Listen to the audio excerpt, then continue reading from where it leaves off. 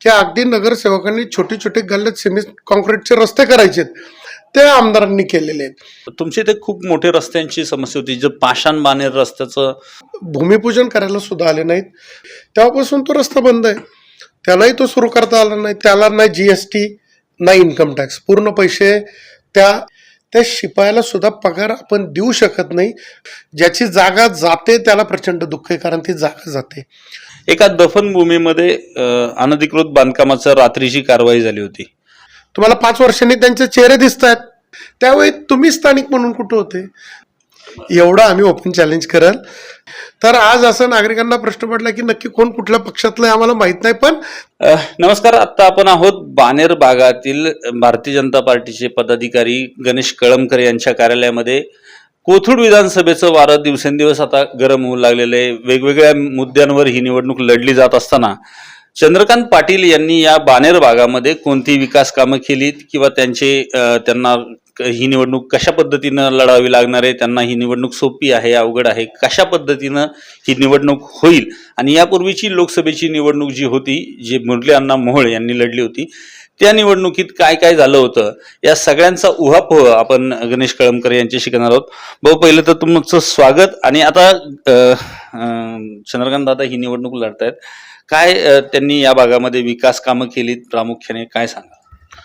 खरं तर 2019ला जी निवडणूक झाली विधानसभेची, त्यामध्ये चंद्रकांतदादा पाटील हे 25,000 मताधिक्याने निवडून आलेले आहेत. आणि 2017 ते 22 पुणे महानगरपालिकेमध्ये इथले प्रतिनिधी नगरसेवक म्हणून काम करत होते. आणि 22 ते 24 या काळामध्ये इथं कोणीही लोकप्रतिनिधी नव्हता. चंद्रकांतदादा पाटील यांनी आमदार नाही तर नगरसेवक असल्यासारखी या भागामध्ये कामं केली आहेत. PWDच्या माध्यमातून, आमदार फंडाच्या माध्यमातून, महानगरपालिकेच्या फंडाच्या माध्यमातून गल्लीबोळातले रस्ते, ड्रेनेज, स्टॉर्म वॉटर लाईनची कामं खरं तर दादांच्या माध्यमातून झाली. मला मनापासून आनंद वाटतो की अगदी नगरसेवकांनी छोटी छोटी गल्ल्यात सिमेंट कॉन्क्रीटचे रस्ते करायचेत ते आमदारांनी केलेले आहेत. या परिसरामध्ये सगळ्यात मोठा पुणे शहरातला एक पाणी प्रश्न गंभीर स्वरूपाचा असतो, तो पाणी प्रश्न बाणेर, बालेवाडी, पाषाण, सुतारवाडी परिसरात होता. आता नैसर्गिकरित्या जर पाहिलं तर गेल्या वर्षी पाऊस कमी झालेला आहे, जे आपण सगळेच जाणतो. या वर्षी पावसाची प्रमाण फार मोठ्या प्रमाणात आहे, एकदम चांगली स्थिती आहे. तर पाऊस कमी असल्यामुळे नैसर्गिकरित्या पाणी कमी होतं, पाण्याचा तुटवडा होता. परंतु दादांच्या माध्यमातून, CSR फंडाच्या माध्यमातून, लोकसहभागातनं जवळपास 2 कोटी रुपयाचं पाणी आपण या परिसरातल्या बैठीघर असतील, टाउनशिप असतील, छोटी मोठे बंगले असतील, कॉलनी असतील, याला आपण पुरवण्याचं काम केलं. आणि याच काळामध्ये जो प्रचंड मोठा 15 किलोमीटरचा अडथळा होता की ज्याला एक्सप्रेस लाईन आपल्याला वारज्यामधनं प्रकल्पामधनं चांदणी चौकात आणायची होती, चांदणी चौकामधनं बाणेर, बालेवाडी, पाषाण परिसरात आणायची होती, तर ते अडथळे दूर करून स्वतः माननीय चंद्रकांतदादांनी लक्ष घातलं आणि ही लाईन आपण पूर्ण करू शकलो. 24/7चा पहिला फेज हा बाणेर, बालेवाडीत सुरू झाला, याचा मला विशेष आनंद आहे. पुणे शहरातला पहिला फेज कुठं सुरू झाला तर तो आमच्या भागात झाला, याचं श्रेय निश्चितपणे आदरणीय चंद्रकांतदादा पाटील यांना आहे. एक 45 लक्ष लिटरची वॉटर टँक, एक 40 लिटरच्या 2 वॉटर टँक, अशा 3 नव्याने आपण टाक्या सुरू केल्या. याचा मोठा फायदा आपल्याकडे झाला. आपल्याकडं भागाचं डिवायडेशन झालं आणि वेगवेगळ्या भागाला वेगवेगळी कनेक्टिव्हिटी देऊन आपण पाण्याची रचना लावली आणि आत्ता पाणी व्यवस्थित अवस्थेमध्ये जात आहे. याचा आनंद आहे. याचं श्रेय खरं तर माननीय चंद्रकांतदादा पाटील यांना आहे. बरोबर, म्हणजे पाण्याचं मध्ये आंदोलन झालं किंवा काय झालं त्या विषय, हा झाला विषय पाण्याचा. पण तुमच्या इथे खूप मोठे रस्त्यांची समस्या होती, जे पाषाण बाणेर रस्त्याचं बरेच वर्ष रखडला होता आणि त्यामुळे कनेक्टिव्हिटी होत नव्हती 2 भागांची, जे की शेजारी शेजारी असूनही रोड जोडले जात नव्हते. तर त्या रस्त्याबाबत काय डेव्हलपमेंट झाली, आता काय परिस्थिती? पाषाण ज्यावेळी पुणे महानगरपालिका स्थापन झालं त्यावेळी पाषाण हे गाव महानगरपालिकेमध्ये गेलं, हे आपण सगळे जाणतो. आजपर्यंत पाषाणला आपणही पाहत असाल की फुटपाथ नव्हते, मुख्य रस्त्याचं फुटपाथ आपण चांगले विकसित केले. रोज संध्याकाळी तुम्ही केव्हाही वेळ मिळेल तेव्हा गेलात तर त्या फुटपाथला अगदी नागरिक एन्जॉय करतात, बसतात, वॉकिंग करतात, गप्पा मारतात. ज्येष्ठ नागरिकांचे ग्रुप त्या ठिकाणी असतात. एवढे चांगले फुटपाथ तिथं केले. रस्त्याच्या बाबतीमध्ये पुणे शहरातनं आपण मुळशी तालुक्यात जाण्यासाठी जो सुसखिंड हा भाग ब्लॉक असायचा, नॅरो ब्रिज होता, तो ब्रिज पाडण्याचं काम आपण लॉकडाऊनच्या काळामध्ये केलं. मला तरी असं वाटतं महाराष्ट्रामधले एकमेव आमदार चंद्रकांत दादा पाटील असे असतील की ज्याने त्या ब्रिजचं भूमिपूजन करायला सुद्धा आले नाहीत. प्रशासनाला सांगितलं भूमिपूजनची वाट पाहू नका, आत्ता काम सुरू करा, लॉकडाऊन आहे, लोक घरात आहेत. ते लॉकडाऊनमध्ये काम सुरू झालं आणि अवघ्या 2 वर्षामध्ये 47 कोटी रुपयाचा भव्य ब्रिज आपण सुसखिंडीमध्ये करू शकलो. 36 मीटरचा पाषाण बाणेर कनेक्टिव्हिटीचा रस्ता आहे. या रस्त्याचा प्रश्न गेली एक 8-10 वर्षापासून प्रलंबित आहे. माझ्या माहितीनुसार तत्कालीन आमदार ज्यावेळी आदरणीय चंद्रकांत मोकाटे होते तेव्हापासून तो रस्ता बंद आहे. त्यालाही तो सुरू करता आला नाही. त्याच्यानंतरही तो रस्त्यासाठी अनेक आमदारांनी प्रयत्न केले, परंतु चंद्रकांत दादा पाटील यांच्या माध्यमातून रस्त्याचा एक फेज आपण चालू केला. 2 ठिकाणी तो रस्ता आजही बंद अवस्थेत आहे. याचं कारण आहे तिथले स्थानिक जे जागा मालक आहेत त्यांनी कॅश कॉम्पन्सेशन मागितलं. त्यांनी जर TDR किंवा FSI जर घेतला असता तर ते रस्ते निश्चितपणे आपण सुरू करू शकलो असतो, पण एक फेज आपण सुरू केला. याचा आनंद आहे. आमचेच भारतीय जनता पार्टीचे सचिन दळवी यांची सुद्धा त्या ठिकाणी जागा रस्त्यासाठी जात होती, तर चंद्रकांत दादा यांच्या शब्दावरती त्यांनीही ती जागा दिली आणि एक फेज आपण सुरू केला. उर्वरित रस्ता आमची मागणी आहे, दादांचे प्रयत्न आहेत की आपण लँड ॲक्विजिशन मध्ये ती ताब्यात घेऊन निश्चितपणे तो रस्ता येणाऱ्या 3 महिन्यामध्ये आपण सुरू करू. पण म्हणजे ही पुणे शहरातली सर्वत्र समस्या आहे का? कॅश कॉम्पन्सेशनमुळे बरेच रस्ते अडलेत, तुम्हाला काय वाटतं? जर कॅश कॉम्पन्सेशन अनेक पुणे शहरातल्या भागातील नागरिकांना हवे. कॅश कॉम्पन्सेशन याच्यासाठी हवं आहे की त्याला ना GST ना इन्कम टॅक्स, पूर्ण पैसे त्या जागा मालकाच्या खिशामध्ये जातात. हे देण्यासाठी अडचण निश्चितपणे नाही, पण पुणे शहरामध्ये जर आपण सगळ्यांना कॅश कॉम्पन्सेशन देत बसलो तर पुणे महानगरपालिकेचा जो शिपाई आहे त्या शिपायाला सुद्धा पगार आपण देऊ शकत नाही, अशी अवस्था महापालिकेची होऊ शकते. म्हणून आपण कॅश कॉम्पन्सेशनच्या ऐवजी TDR आणि FSI, TDRला चांगले दिवस आहेत, आपण त्याच्या चांगल्या रचना केलेल्या आहेत. 50% TDR आहे, स्लमचा TDR आहे, पेड FSI आहे, असेंब्लरी FSI आहे.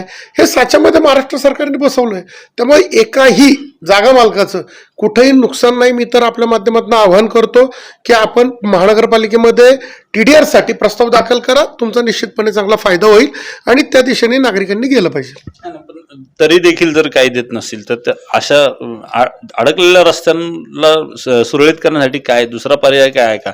जसं की सर्व्हिस रोड पण बरेच हायवेच्या बाजूचे ते पण अडकलेत. आता हा रस्ता तर आहेच आहे, पण सर्वत्र बऱ्याच ठिकाणी असे रस्ते अडकलेत. त्याला दुसरा काय पर्याय आहे?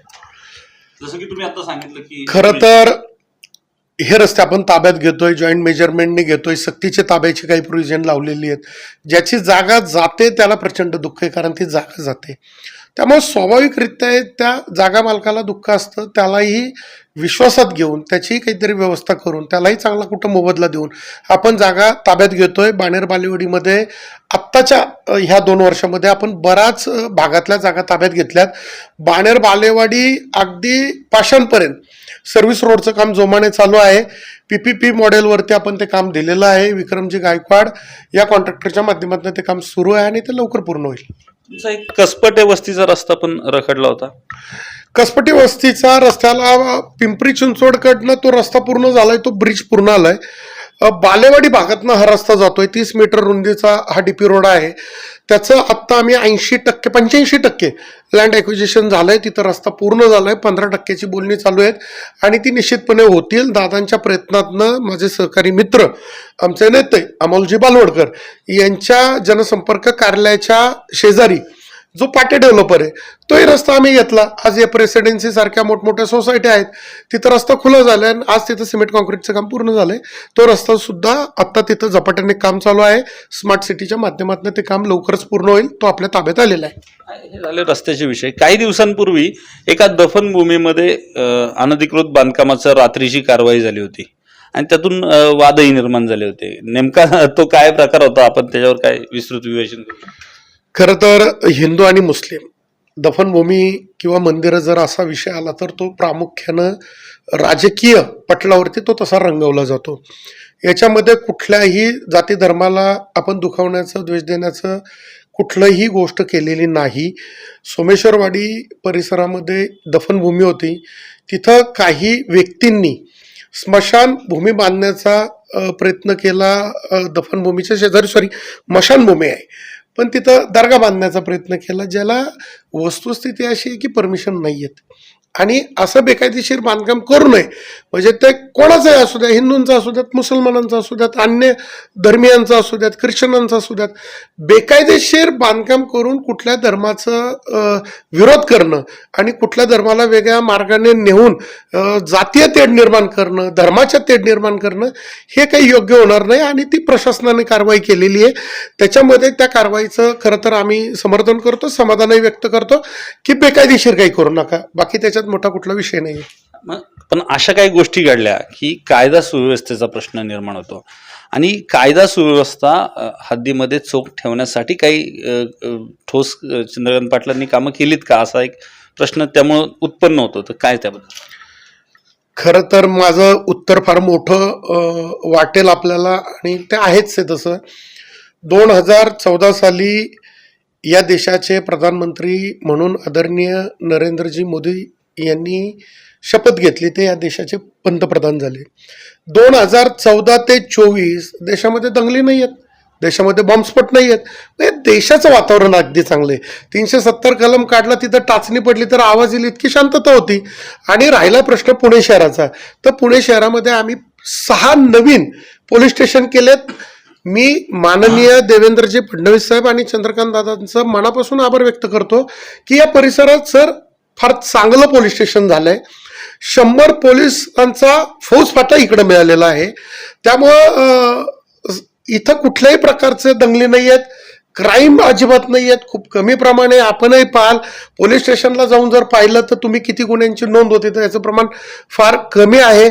या दफनभूमीचा विषय झाला, याची काही कारवाई झाली, कुठंही काहीही कोणी कोणावरच्या अंगावर गेलं नाही, कुठली अपशब्द वापरले नाहीत, कुठं दंगा नाही, कोणाची गचंडी धरली गेली नाही. अगदी सगळे गुन्हे गोविंदाने नांदतात आणि सगळ्यांचा कोथरूडचं नेतृत्व आदरणीय चंद्रकांतदादा पाटील यांच्यावर पूर्ण विश्वास आहे. म्हणजे एक पोलीस स्टेशन मिळालं तुम्हाला नवीन. पण आता या इलेक्शनला आणखीन एक मुद्दा प्रामुख्याने घेतला जातोय, तो म्हणजे स्थानिक आणि बाहेरचा. म्हणजे चंद्रकांतदादांना कोल्हापूरचे म्हटलं जातंय आत्ताही, आणि स्थानिक उमेदवार जे की शिवसेना आणि मनसेचे जे आहेत ते स्थानिक उमेदवार आहेत, इतरही असतील. तर याकडे कसं बघता तुम्ही? खरं तर आपण ज्या भागामध्ये ही मुलाखत घ्यायला बसलो, हा भाग बाणेर, बालेवाडी, पाषाण, सुतारवाडी, सोमेश्वरवाडीचा आहे. या परिसरामध्ये इतर राज्यातनं, अनेक राज्यातनं लोक राहायला आलेत. त्यांचे स्वतःचे घरं आहेत, त्यांना इथं नोकऱ्या लागल्यात, इथं जॉब करतायत. त्या लोकांना तुम्ही बाहेरचे म्हणणार का स्थानिक म्हणणार? त्यांना मतदानाचा अधिकार आहे, ते इथले वोटर आहेत, स्वाभाविकरित्या ते इथले आहेत. मला स्थानिक आणि बाहेरचा याचा खरं तर विरोधक जो आरोप करतात त्याचा अर्थच समजत नाहीये. जर कोणी स्थानिक आहे तर त्यांनी स्थानिक म्हणून इथल्या नागरिकांची काय सेवा केली? दादा बाहेरचे आहे म्हटलं तर दादांनी या भागामध्ये इथल्या नागरिकांची काय नाही सेवा केली? याचं उत्तर जर ऐकायचं असेल तर तुम्ही म्हणाल स्थानिक स्थानिक स्थानिक स्थानिक तुमच्या सुखदुःखात नव्हते. तुम्हाला 5 वर्षांनी त्यांचे चेहरे दिसत आहेत. आज 5 वर्ष सातत्यानं नागरिकांच्या संपर्कात असलेले स्थानिक आमदार म्हणून चंद्रकांतदादा पाटील आहेत. म्हणजे कोणाच्या घरामध्ये दुःख झालं तिथं दादांच्या व्हिजिट झाल्या, कोणाच्या घरामध्ये पेशंट ॲडमिट आहे, आर्थिक परिस्थिती खराब आहे, त्याची बिलं भरली गेली, त्याला मेडिकलची औषधं पुरवली गेली. पूर परिस्थिती 2 वेळा निर्माण झाली ह्या 5 वर्षामध्ये. त्याच्या घरात अन्नधान्याचे किट दिले गेले. माझ्या मायमाऊलींना, माता भगिनींना, गोर गरीब समाजातल्या सगळ्या घटकातल्या वर्गाला त्यांच्या कुलदैवताला जाण्यासाठी सहली निघाल्या. महालक्ष्मी, अंबाबाई, गोंदवलेकर महाराज, तुळजाभवानी ह्या सगळ्या ठिकाणच्या आम्ही सहली केल्या. म्हणजे ज्याला आदरणीय चंद्रकांत दादा दैवत मानतात, म्हणजे मला त्यांचा अभिमान आहे. चैत्यभूमी, बाबासाहेब आंबेडकर ह्या देशाचं भारतरत्न आहेत. महामानव बाबासाहेब आंबेडकरांची ज्या ठिकाणी समाधी आहे त्या चैत्यभूमीला दादांनी यात्रा सुरू केल्या की माझ्या सगळ्या समाजाला महामानव बाबासाहेब आंबेडकरांच्या समाधीचं दर्शन घेता यावं. आणि आम्ही त्याला म्हटलं की दादा याला आपण काय नाव द्यायचं. तर जशी तीर्थक्षेत्र तुम्ही वेगवेगळ्या महालक्ष्मीला जाताय, तुळजाभवानीला जाताय, स्वामी समर्थांना जाताय, तसं माझ्या हृदयातलं चैत्यभूमी हे स्थान तीर्थक्षेत्र आहे. मग त्यावेळी बाहेरचा स्थानिक हा मुद्दा कुठं होता. ज्यावेळी लोकांच्या डोळ्यामध्ये अश्रू होते, त्यांच्या मुलींना शिक्षणाची फी भरता येत नव्हती, आपली आई मुलीच्या शिक्षणासाठी वडील तळमळत होते, आर्थिक अडचण होती, त्यावेळी दादा शिक्षणाची फी भरत होते, त्यावेळी तुम्ही स्थानिक म्हणून कुठं होते. तर या कोथरूडकरांच्या हृदयात, मनात, विचारात, डोक्यात बॅलेट पेपरवरती उमेदवार म्हणून एकमेव स्थानिक उमेदवार दिसल, त्याचं नाव चंद्रकांत दादा पाटील आहे.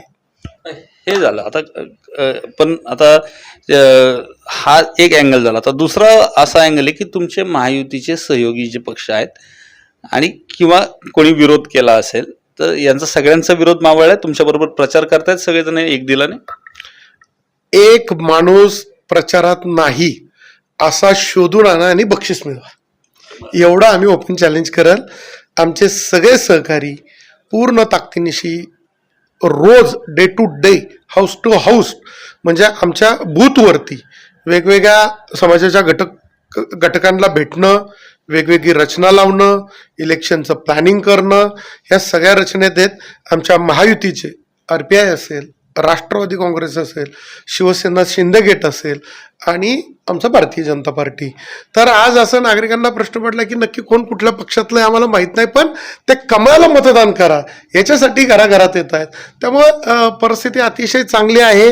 मी तुम्हाला या निवडणुकीचा निकाल लागल्यानंतर आपण पुन्हा भेटू आणि एक चांगली गेट टुगेदर करू. आणि त्याच्यात चर्चा करताना पहिला आपल्या चर्चेतला मुद्दा असेल की दादा जवळपास 60,000च्या पेक्षा जास्त मतांनी निवडून आले. 60,000 मतदारसंघाचा आकडा सांगितला तुम्ही. तुमच्या प्रभागातून किती लीड मिळेल दादांना? लोकसभेला मुरलीधर मोहोळ यांना किती लीड मिळालं होतं? माझ्या प्रभागातनं 22,500चं लीड मिळालं. आत्ता आम्ही 25,000 क्रॉस करू. त्यावेळीची परिस्थिती आत्ताच्या परिस्थितीमध्ये फार बदल आहे. ज्यावेळी आम्ही प्रचाराला सोसायटी भागात जातो, वस्ती भागात जातो, काही ज्येष्ठ नागरिकांना भेटतो, गार्डनला जातो, विरुंगवा केंद्रावर भेटतो, त्यावेळी नागरिकांच्या मनामध्ये एक सल आहे की लोकसभेच्या निवडणुकीमध्ये देशाचं प्रधानमंत्री ठरवण्याची निवडणूक होती. त्या निवडणुकीमध्ये महाराष्ट्रामधनं 9 खासदार गेले आणि आम्ही कुठंतरी मतदानाला गेलो नाही याची नागरिकांच्या मनामध्ये सल आहे की जो पक्ष हिंदुत्ववादी आहे, ज्या पक्षाच्या नेतृत्वानं जगाला दिशा देण्याचं काम केलंय, महागुरु म्हणून आदरणीय पंतप्रधानांकडे पाहतात, त्यांच्या पक्षाचा उमेदवार आहे, महायुतीचा उमेदवार आहे आणि 9 खासदार गेले याची सल भरून काढण्यासाठी स्वतः नागरिकांनी ही इलेक्शन हातामध्ये घेतलेली आहे. म्हणजे प्रचार करताना आम्हाला असं जाणवतं की ज्याच्या घरामध्ये आम्ही मत मागायला जातोय, ज्याच्या घरामध्ये आम्ही या महाराष्ट्रात अतिभव्य झालेला समृद्धी महामार्गाची माहिती द्यायला जातोय, कोस्टल रोडची माहिती द्यायला जातोय, भव्य दिव्य अटल सेतूची माहिती द्यायला जातोय, पुणे शहरात अतिशय भव्य स्वरूपात मेट्रोचं जाळं उभं राहिलंय. आज वनाज ते रामवाडी मेट्रो चालू आहे, शिवाजीनगर कोर्ट ते पिंपरी चिंचवड मेट्रो आहे, शिवाजीनगर ते आमचं हिंजवडी फेज 3ची मेट्रोचं काम झपाट्यानं चालू आहे. नागरिक आम्हाला सांगतात की एवढी मोठी कामं तुम्ही केलीत. त्यामुळे नागरिकांनी इलेक्शन हातात घेतली तर निश्चितपणे ही इलेक्शन खूप सोपी आमच्यासाठी आहे, पण आम्ही गाफील नक्कीच नाहीये. एकूणच हे होते गणेश कळमकर आणि त्यांनी विजयाचा विश्वास व्यक्त करताना लोकसभेपेक्षा किमान 2,500 मतांचा अधिकचा लीड म्हणजे 22,500 वरून 25,000चा लीड या बानेर भागातून चंद्रकांत पाटील यांना मिळेल आणि किमान 60,000 मतांनी चंद्रकांत पाटील कोथरूड विधानसभा मतदारसंघातून विजय होतील असा विश्वास व्यक्त केला आहे.